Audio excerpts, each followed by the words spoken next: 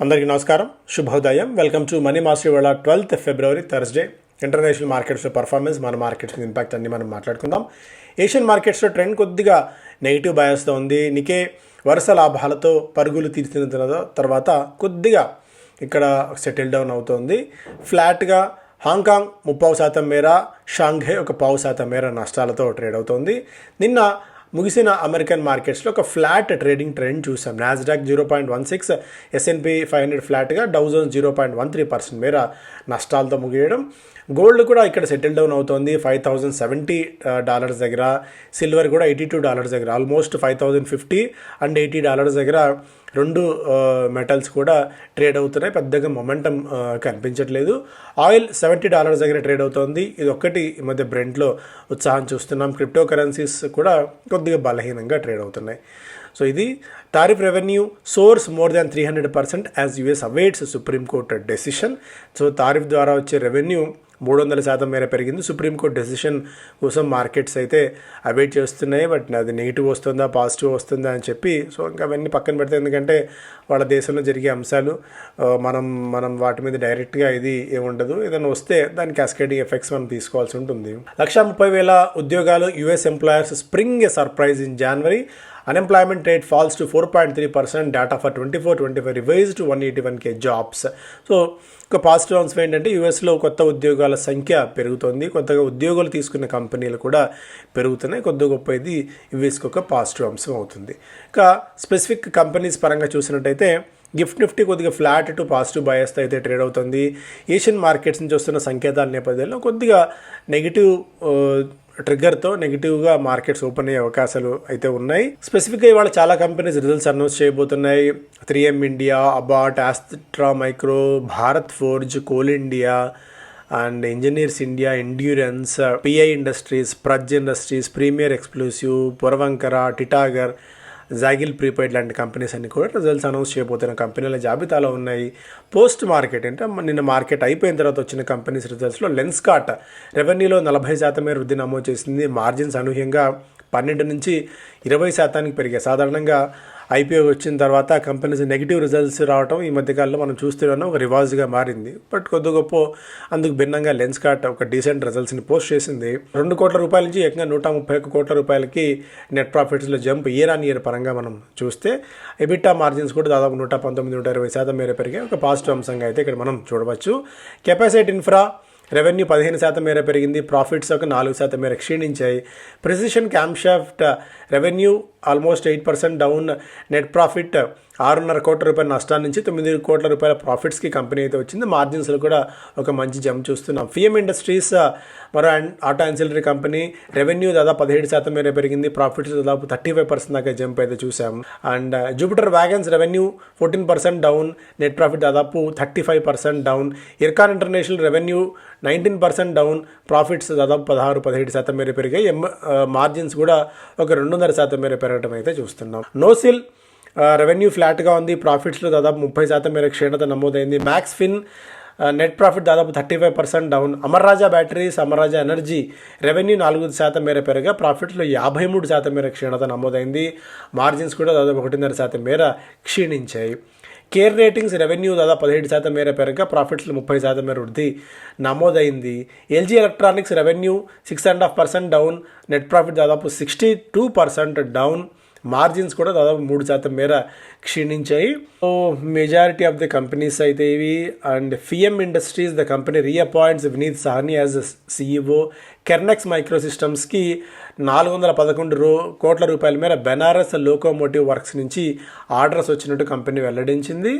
Federal bank RBI approves ICICI Pru AMC ICICI group. So ఇక్కడ reserve bank of India నుంచి ఒక ఆమోదం వీళ్ళకి వచ్చింది ఐసిఐసిఐ ప్రూ ఏఎంసీకి. అలాగే ఐసిఐసిఐ గ్రూప్కి వివిధ బ్యాంకుల్లో, అది Federal Bank, Equitas Bank, IDFC, Karur Vysya Bank, RBL Bank, Bandhan Bank, HDFC Bank, ఇలా వివిధ బ్యాంకుల్లో 9.95% వరకు వాటా తీసుకునే సౌలభ్యాన్ని కల్పించింది. అంటే ఇప్పుడు తీసుకుంటున్నారని కాదు, అంతవరకు తీసుకునే అవకాశం వాళ్ళకు ఉంది అనేది కూడా ఒక అప్డేట్. అంటే భవిష్యత్తులో ఎప్పుడన్నా తీసుకోవాలనుకుంటే వాళ్ళు వాటా తీసుకునేందుకు మళ్ళీ వెళ్లాల్సిన అవసరం లేకుండా ఒక అప్డేట్ లాగా మాత్రం మనం చూడాలి. రైల్టెల్ కార్పొరేషన్కి 17 కోట్ల రూపాయల మేర లక్నో మున్సిపల్ కార్పొరేషన్ నుంచి ఆర్డర్స్ వచ్చినట్టు వెల్లడించింది. సో ఇవి మేజర్గా స్టాక్స్ పరంగా చూస్తే ఫ్రాక్టల్ అనుకున్న అంత స్థాయిలో, అంటే వీళ్ళు ఐపీఓ సైజ్ తగ్గించుకున్నప్పటికీ కూడా అటు ఐ ఫైనాన్స్ అండ్ ఫ్రాక్టల్ ఆశించిన స్థాయిలో రాబట్టుకోలేకపోయారు. ఓవరాల్ సబ్స్క్రిప్షన్ 2.6%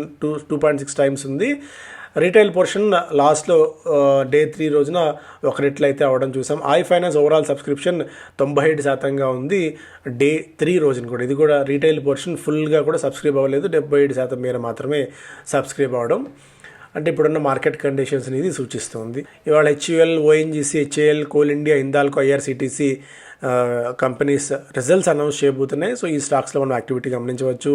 ఎల్జీ ఎలక్ట్రానిక్స్ ఇంతకుముందు కూడా మాట్లాడుకున్నట్టు 61% మేర క్షీణత నమోదైంది ఓవరాల్గా చూస్తే రెవెన్యూలో. And Ather energy, Morgan Stanley, Goldman సాక్స్ acquired shares in small cap multi bagger Ather energy through separate block deals. Patanjali Foods reported a 60% jump in its consolidated net profit. Update.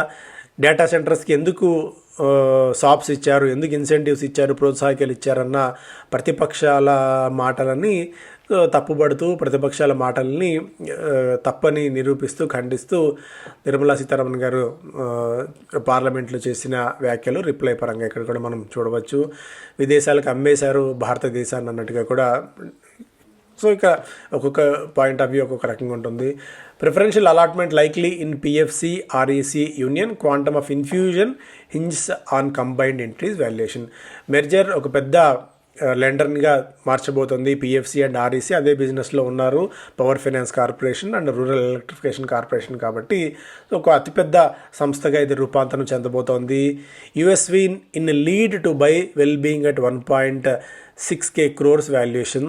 So ఇవన్నీ కూడా ఫస్ట్ పేజ్ అంశాలు. Robust auto tractor sales drive M&M Q3 net up 47%. ఓవరాల్గా Mahindra and Mahindra allrounder పర్ఫార్మెన్స్ని కనబరుస్తోంది. అటు auto, tractor sales రెండు కలిపి Mahindra and మహీంద్రాని దాదాపు 47% మేర లాభాల్లో వృద్ధి రావడానికి దోహదపడ్డాయి కారణంగా చెప్పుకోవచ్చు. Including the impact of changes in labour code regulations ఉన్నప్పటికీ కూడా, ఇంటర్నేషనల్ సబ్సిడరీలో ఇంపైర్మెంట్ ఉన్నప్పటికీ కూడా లాభాలని కంపెనీ అనౌన్స్ చేయగలిగింది.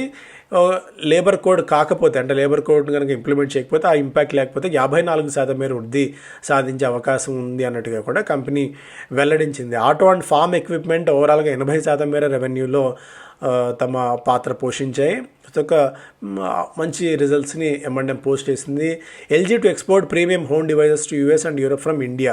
ఇండియా నుంచి ప్రీమియం డివైజెస్ని అటు యూఎస్కి, యూరప్ కూడా ఎక్స్పోర్ట్ చేస్తాం, ఎగుమతి చేస్తామని చెప్పి ఎల్జీ ఎలక్ట్రానిక్స్ అయితే వెల్లడించింది. Ashok Leyland expects 11 to 13 growth in CV industry. 2026లో కమర్షియల్ వెహికల్ విభాగం 11 నుంచి 13% మేర వృద్ధిని నమోదు చేసే అవకాశం ఉంది అనేది అశోక్ లేలాండ్ అంచనా కడుతోంది. Heineken to cut 7% of its work force on beer slump. ప్రపంచవ్యాప్తంగా బీర్ వినియోగం తగ్గిపోతుందా? ఎమర్జింగ్ మార్కెట్స్లో ఆర్ఎల్స్ డెవలప్డ్ ఎకానమీస్లో ఓవరాల్గా ఆల్కహాల్ కన్సంప్షన్ తగ్గుతుందా అంటే, ఇంట్రెస్టింగ్ ఏంటంటే లిక్కర్ కన్సంప్షన్ 1 నుంచి 3% మేర అభివృద్ధి చెందిన దేశాలు, అటు యూఎస్ అయినా సరే, యూరోప్లో అయినా సరే, ఈవెన్ చైనాలో కూడా 3 నుంచి 5% మేర ఆల్కహాల్ కన్సంప్షన్ తగ్గుతుంది.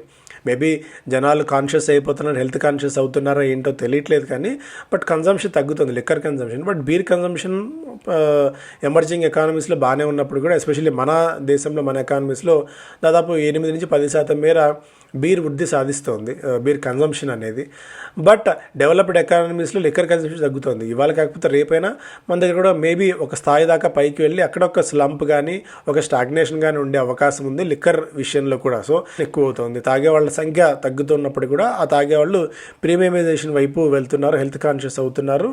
ఇది ఎప్పటికప్పుడు కూడా మనం గమనిస్తూ ఉండాలి. Chalet hotels hopeful of robust growth after strong Q3. High end hotel chain to keep acquiring అసెట్స్ని పెంచుకుంటున్నారు. మరింతగా వృద్ధిని సాధించే దిశగా చాలెట్ హోటల్స్ అడుగులు వేస్తుంది. Better airport connectivity, road infrastructure ఇవన్నీ కూడా మరింతగా హాలిడేస్ వెళ్లేందుకు, ప్రతి సంవత్సరం హాలిడేస్ భారతీయులు వెళ్లేందుకు ఒక స్కోప్ దొరుకుతుంది. సో ట్రావెల్ని డిస్క్రిషనరీ స్పెండింగ్గా ఇప్పుడు చూడట్లేదు. FPIs financial services, health care, consumer services, telecom, automobile స్టాక్స్ని విక్రయించేసి metals and mining, capital goods, IT, chemicals, utilities దిశగా ఈ స్టాక్స్ని కొనుగోలు చేస్తున్నారు. ఈ సెక్టార్లో ఉన్న వాటి వైపు ఎక్కువగా దృష్టి సారిస్తున్నారు. జనవరి 16 నుంచి 31 తారీఖు మధ్య వచ్చిన ఇంట్రెస్టింగ్ రిపోర్ట్ ఇది, FPIs report. Birla capital, L&T fin MSCI ఇండెక్స్లోకి చేరబోతున్నాయి. సో ఈ రెండిటికి నిధులు కొద్దిగా పాజిటివ్ అండ్ ప్యాసివ్ ఇన్ఫ్లోస్ వచ్చే ఛాన్సెస్ కూడా ఉన్నాయి. అండ్ analyst divided over BHEL's OFS for retail investors long term horizon ఉన్నప్పుడు మాత్రమే దీనికి సబ్స్క్రైబ్ చేసుకోవచ్చు అనేది కూడా కొంతమంది అనలిస్టుల మాట.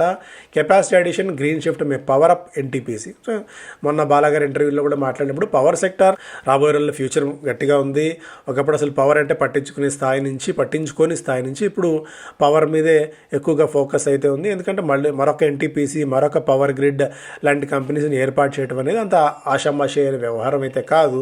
But take with pinch of salt అన్నట్టు దీన్ని కొద్దిగా మన పోర్ట్ఫోలియోలో ఉంచుకోవచ్చు పవర్ రిలేటెడ్ స్టాక్స్ని కూడా.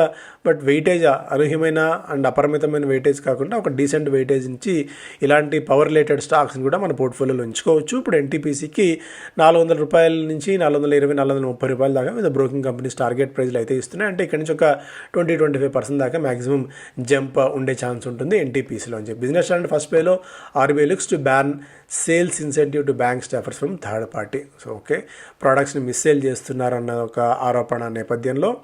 సో ఇవన్నీ ఫస్ట్ పేజ్ అంశాలు. హిటాచీ దూసుకెళ్తూనే ఉంది. నెల రోజుల్లో 30% మేర పెరిగింది. $23,000 మార్క్ని హిటాచీ ఎనర్జీ టచ్ అవ్వడం చూసాం.